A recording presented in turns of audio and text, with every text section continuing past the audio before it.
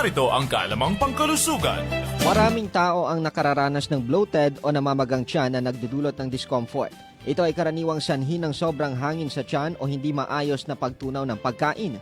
Upang maiwasan ito, mahalagang iwasan ang sobrang pagkain ng matataba, matatamis at maasim na pagkain, pati na rin ang labis na pag-inom ng carbonated drinks na nagdudulot ng pagtaas ng gas sa tiyan.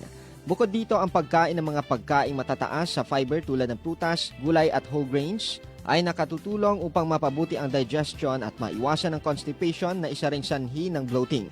Mahalaga rin ang pag-inom ng sapat na tubig araw-araw upang makatulong sa pagsipsip ng nutrients at pag-flush ng mga toxins sa katawan. Halim Abbas, NDBC, Bida Balita.